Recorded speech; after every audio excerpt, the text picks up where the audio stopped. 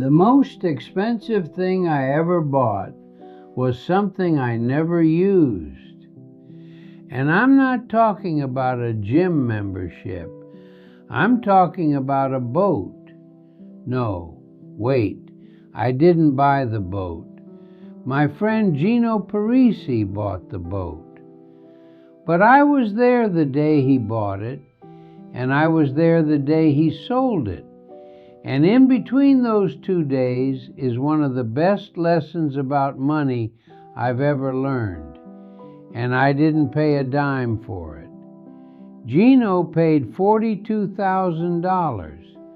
So let me save you the tuition. But before I tell you about Gino's boat, I want to say something that might sound strange coming from a man who fixed shoes for a living. I've watched more people ruin their retirement with a checkbook than with bad health. Not all of them, not even most, but enough.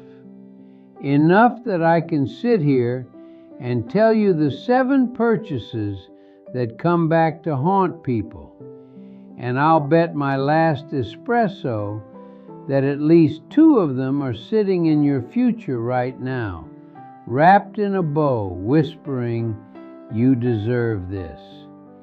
You probably do deserve it. That's not the question. The question is whether it'll still feel like a gift in 2 years, or whether it'll feel like a second job you forgot to quit. Let's start with the boat. Gino Parisi.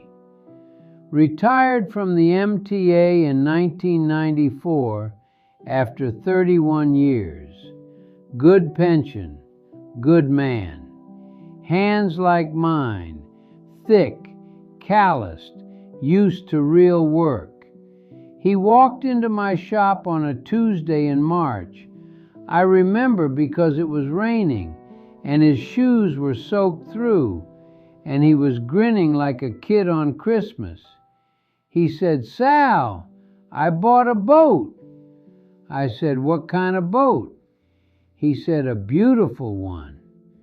That was the first red flag. When a man describes a boat as beautiful, instead of telling you the make and the engine size, he bought it with his heart, not his head. The boat was a 26-foot Sea Ray, white with blue trim. Gorgeous, I'll give him that. He docked it at a marina in Sheepshead Bay. $240 a month for the slip. Insurance was another $180. Then there's winterizing, fuel, maintenance, the trailer hitch he needed for his truck, the fishing gear, the safety equipment. By the time Gino added it up, and he didn't add it up until I made him sit down with a pencil, he was spending close to $8,000 a year on that boat. And here's the thing. He used it maybe 9 times the first year, 12 the second. By the 3rd year, he went out twice. Twice. Do the math on that. $4,000 per trip to go fishing in Jamaica Bay, which I love Gino, but you can do that from the shore for free. He sold it in 1998 for $22,000, lost $20,000 plus 3 years of marina fees. And the day he sold it, he came into my shop and said, "Sal, I should have just rented a boat on the weekends." Yeah, Gino, you should have. And you know what the worst part was? It wasn't the money. Gino could handle the money. The worst part was the guilt. Every month that boat sat in the marina, Gino felt stupid. And Gino was not a stupid man. He'd run electrical systems on subway cars for 3 decades. But that boat made him feel like a fool. and the shame of it kept him from doing the one smart thing, selling it, for 2 extra years. He held on to a mistake because admitting the mistake felt worse than paying for it. That's expensive pride. And I've seen it over and over again. People keeping things they don't use because getting rid of them means admitting they were wrong. Here's what I want you to hear. Before you buy anything big in retirement, rent it first. Rent the boat, rent the RV, rent the experience. Fall in love with it slowly, the way you should fall in love with anything. Not in a showroom with a salesman, but on a cold Tuesday morning when it's just you and the thing and nobody's trying to close a deal. And if you already made the mistake, sell it today. The money you're losing by holding on to it is nothing compared to the energy it's taking from you. Which brings me to the second one, the RV. Oh, the RV. The great American retirement fantasy. You're going to drive across the country. You're going to see the Grand Canyon and Yellowstone and the Redwoods. You're going to be free. No schedule, no boss, just the open road and your spouse and a sunset every evening. I actually did some version of this. When Gloria, my wife, when she retired, we drove Route 66, but we did it in a rented car, a Buick LeSabre, burgundy, comfortable seats. We stayed in motels. Little places with names like the Blue Moon Lodge and the Cactus Inn. $13 a night in some of those places. And it was glorious. Not because of the vehicle or the accommodations, but because of her. 'Cause she'd roll down the window in New Mexico and stick her hand out like a kid and say, "Sal, feel that air. That's different air." My neighbor down the hall, a man named Bert Hendrickson, retired from the phone company in 2001 and immediately bought a 40-foot Winnebago, Class A motorhome. The thing was longer than my first apartment. Bert was so proud. His wife, Diane, was less proud. Diane told Gloria in confidence that the first night they slept in that RV, she didn't sleep at all, because every time Bert rolled over, the whole vehicle rocked, and she thought they were being carjacked.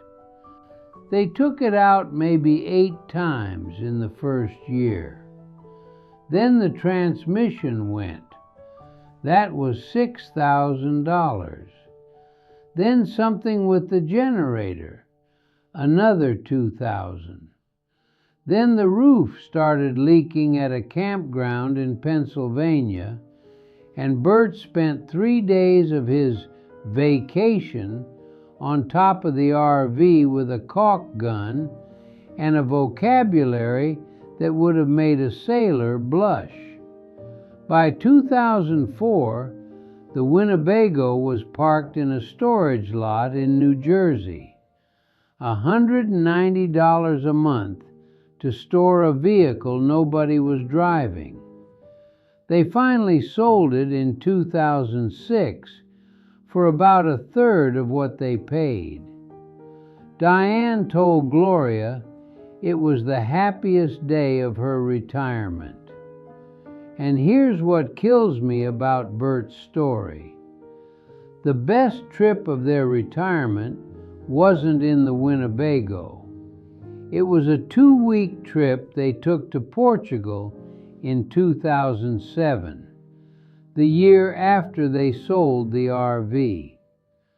They stayed in little guest houses, ate fish on the coast, wandered through Lisbon with no plan.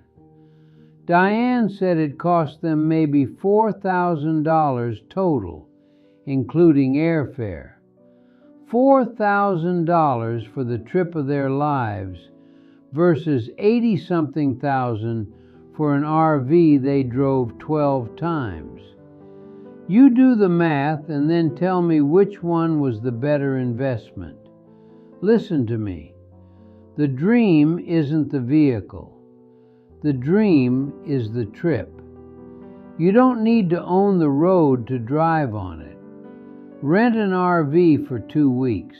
See if you actually like it.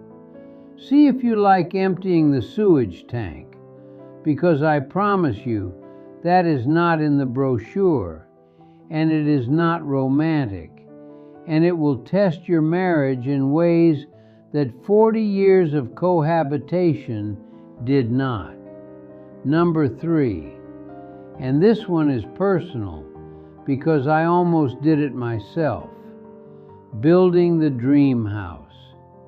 In 1995, right after Gloria and I got married, we started talking about leaving Brooklyn, moving somewhere with a yard. She wanted a garden. I thought maybe I'd like a little workshop in the back, some place to make shoes without having to go to the shop. We drove out to the Poconos one weekend, looked at some land. Beautiful. Trees, a creek, quiet. The real estate woman, a blonde lady named Connie something, Connie showed us a half-acre lot and said, "You could build whatever you want here." And for about 3 weeks, we were going to do it. Gloria was drawing floor plans on napkins at dinner. I was pricing out lumber. We were dreaming big. A wraparound porch, a kitchen with an island, 3 bedrooms, one for us, one for guests, one for whatever we wanted. And then Gloria's friend Marguerite Okafor came over for dinner. Marguerite was a retired accountant, sharp as a razor, and she listened to us talk about this house for about 20 minutes. And then she said, very gently, "Who's going to mow the lawn when Sal's knees give out?" We stopped talking. "Who's going to clean 3 bedrooms when it's just the 2 of you?" she said. "Who's going to fix the plumbing when it freezes? Who's going to shovel the driveway? And what happens when one of you can't do stairs anymore?" We didn't build the house. We stayed in Brooklyn. And I am grateful to Marguerite Okafor every single day, because she didn't kill the dream. She woke us up inside it. The dream house would have become a cage within 5 years. A beautiful, expensive cage with a leaking roof and a yard I couldn't maintain, and a 2-hour drive from my daughter and the shop and the neighborhood that held me together when I fell apart. If you're thinking about building a dream home in retirement, I'm not going to tell you not to, but I'm going to ask you, did you design it for the person you are right now, or the person you'll be in 10 years? Because your body doesn't stay the same. Your energy doesn't stay the same. And a house you can't keep up becomes a source of shame instead of pride. Build for your future self, not your fantasy self. Number 4, the fancy car. I never cared about cars. I walked to work. I took the subway. I had a series of vehicles over the years that were all basically the same: functional, ugly, reliable. But I watched other men, always men in my experience, retire and immediately buy the car they'd wanted since they were 20. My customer, Vincent Marino, Vinny, great guy, worked for Con Edison for 28 years. Retired in 1989. The following week, he walked onto a dealership lot and drove off in a cherry red Corvette convertible. He was 62 years old, 5'6", and had a bad back. That Corvette sat so low to the ground that getting in and out of it looked like a man wrestling an alligator. His wife Angie told me he'd come home from a drive and need 15 minutes just to stand up straight.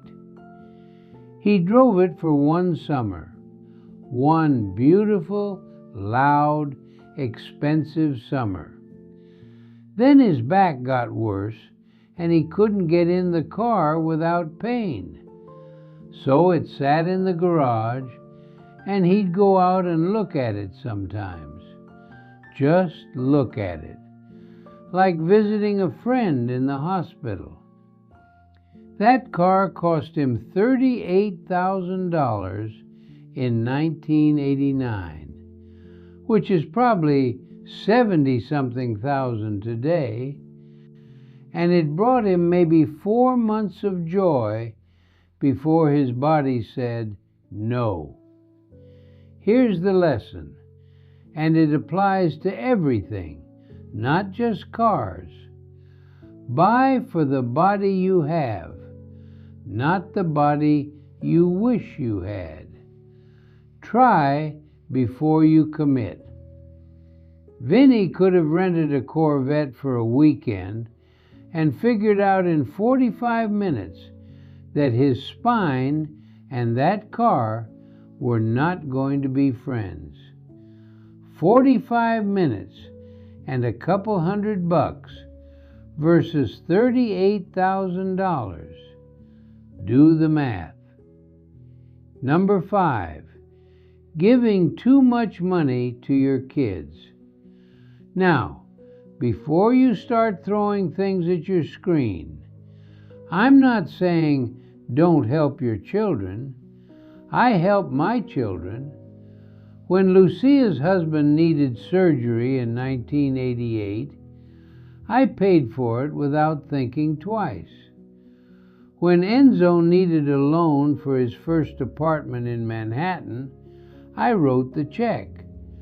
That's what parents do. Your money should have a purpose, and your family is the best purpose there is. But there's a difference between helping and creating dependence, and I've seen it destroy families. A woman named Dot Kazmarek used to come into my shop. Polish lady, widowed, worked as a bookkeeper her whole life. Sweet woman, quiet voice, always wore sensible shoes, which I respected. Dot retired in 1996 with a good pension and about $140,000 in savings. Comfortable, not rich, but comfortable. Her son Kenny was 38, and I'm going to say this with love because I liked Kenny. Kenny was a dreamer who couldn't hold a job. Not because he was stupid, because he was always chasing the next thing. He'd start a business. It would fail. He'd need money. He'd get a job. Quit after 6 months. Need money. He'd find a new apartment. Need the deposit. And every time, Dot would write a check. Because that's what mothers do, she said. By 2003, Dot had given Kenny almost $90,000. $90,000. She was 74 years old, and her savings were nearly gone. She came into my shop one afternoon and sat in the chair by the window and cried. Not about the money, about Kenny. Because the money hadn't helped him. It had taught him that he didn't have to figure things out. Every check she wrote was supposed to be the last one. It never was. I'll tell you what happened. Dot had to go back to work. Part-time bookkeeping at 75 years old because she'd given away her retirement. And Kenny, I ran into him once, years later, at a deli on Fifth Avenue. Kenny was still bouncing from thing to thing. The money hadn't changed his trajectory at all. It just delayed the day he'd have to change it himself. If you want to help your kids, help them. But set a boundary. Make it a number. Make it a plan. Say, I'll give you this much for this purpose, and that's it.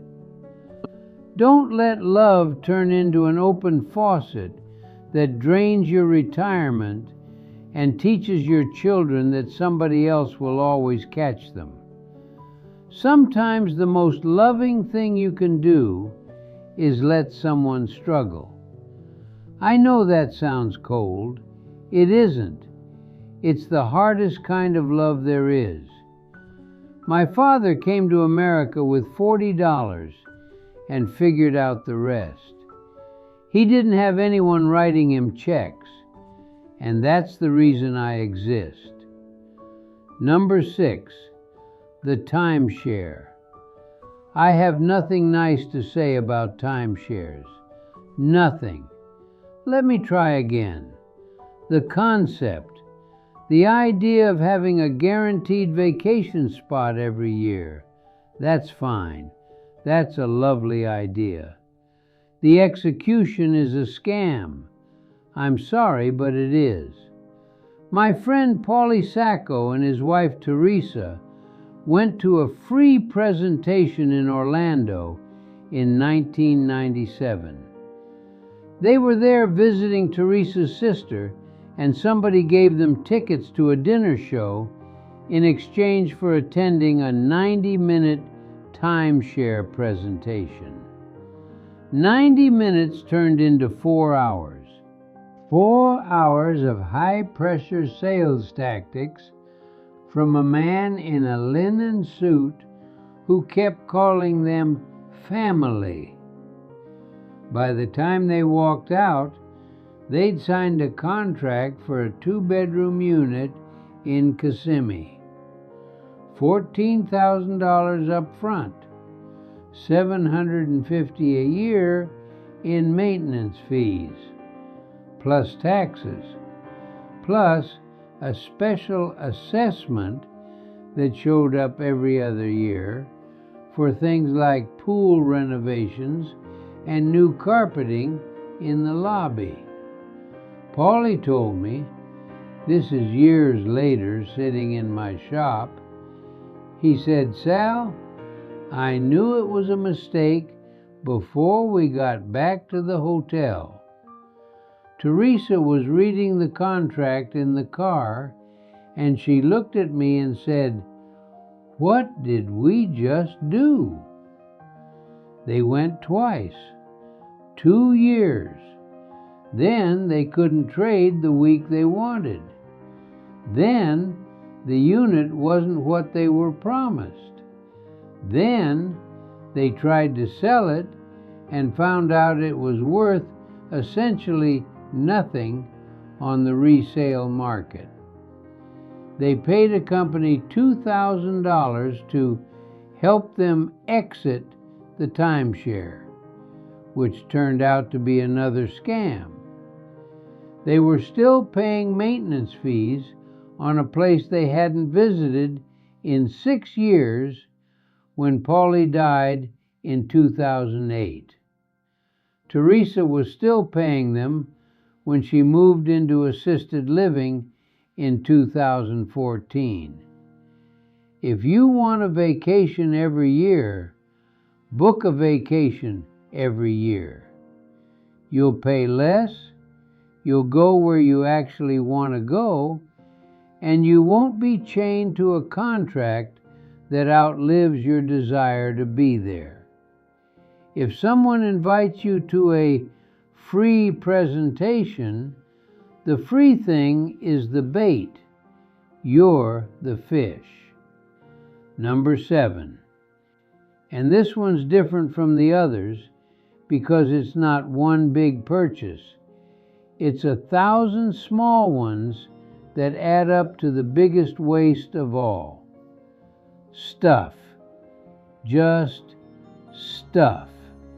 I'm not talking about groceries or medicine or things you need.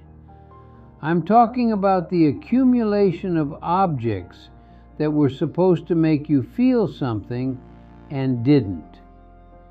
After Gloria died, January 2024, my daughter Lucia came over to help me go through some things.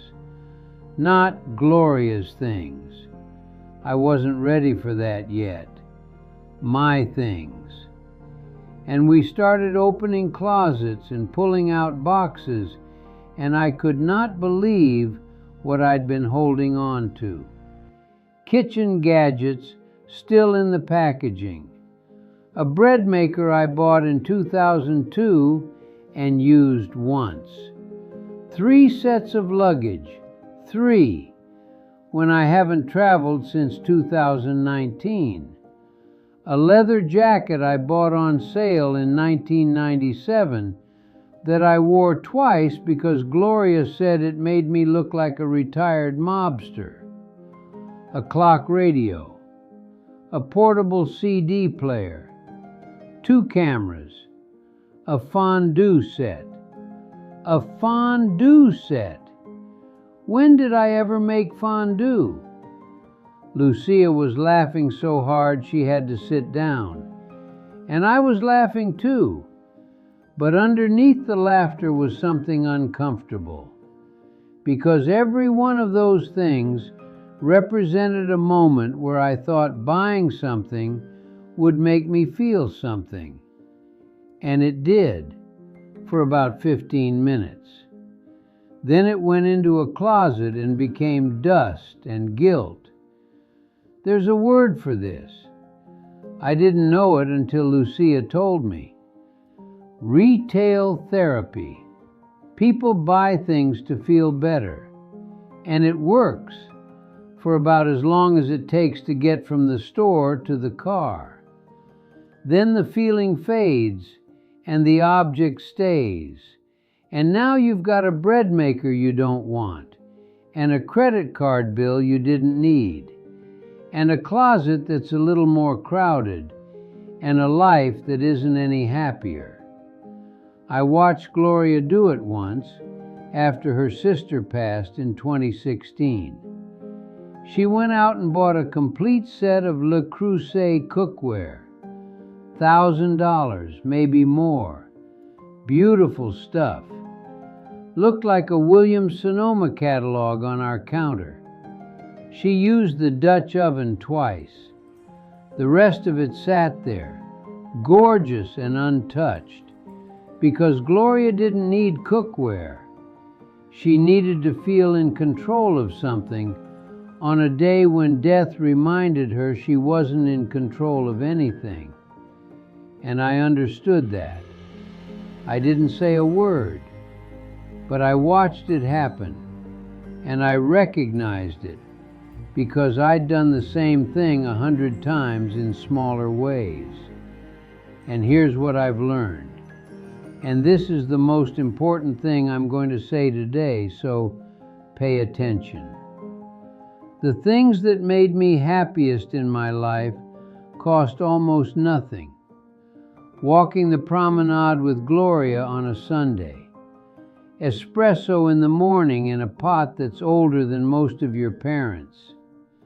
sitting in my shop talking to customers while I worked, playing cards with Paulie and Gino on Friday nights, cooking dinner for my daughter and watching her eat it. A researcher from Harvard, I don't remember her name, but Lucia read me the article, said there are 3 ways to spend money that actually make you happier. 3, not 30, 3. First, buy time. If you hate mowing the lawn, hire someone to mow the lawn and use that hour to do something you love. If you hate cleaning, hire someone to clean and go see your grandchildren. Don't buy things, buy hours. Hours are the only currency that matters when you're retired, because you can't make more of them. Second, buy experiences, not objects. A trip with your family will still be making you happy 20 years later. A boat will be making you angry in 20 months. I remember every meal Gloria and I had in New Mexico on our road trip. I don't remember a single thing I bought in 2002. Not one. But I remember the green chili stew at a diner outside Albuquerque where the waitress called me honey and Gloria pretended to be jealous. Third, spend money on other people. Not to create dependence, I just told you about that, but to create connection. Buy your friend lunch. Take your grandchild somewhere they've never been. Donate to something you believe in. The money flows out and the happiness flows back. I don't know why it works that way, but it does. I fix shoes for free for people who couldn't afford it for 60 years, and those are the customers I remember the clearest. A woman named Mrs. Peterson, Norwegian lady, lived on 72nd Street. She came in once in 1974 with her grandson's school shoes, and they were destroyed. Soles flapping, heels gone. She started apologizing before I even picked them up. I fixed them for free, and she brought me a plate of cookies every Christmas for the next 23 years. 23 years of cookies for a 15-minute repair. Tell me that's not a good return on investment. I'm 106 years old. I've made a lot of money mistakes. I've also made a lot of money decisions that I'm proud of. And the pattern is so clear, it's almost embarrassing that it took me this long to see it.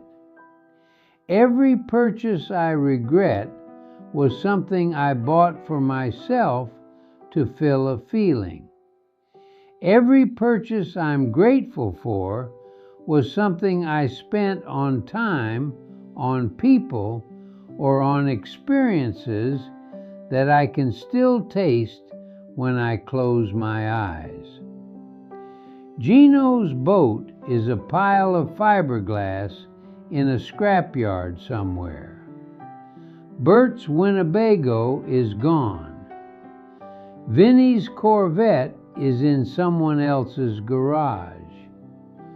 Paulie's timeshare is still charging maintenance fees to nobody.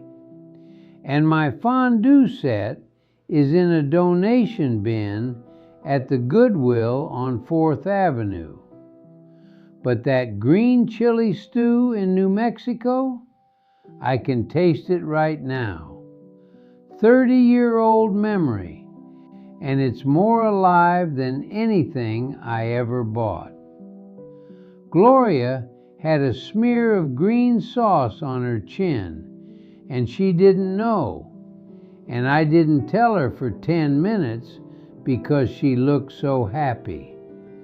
That's what I bought with the price of 2 bowls of soup and a tip. A memory that's outlived the woman I shared it with and is still somehow keeping her alive in my kitchen every time I smell chili peppers. You can't buy that at a dealership. You can't finance it.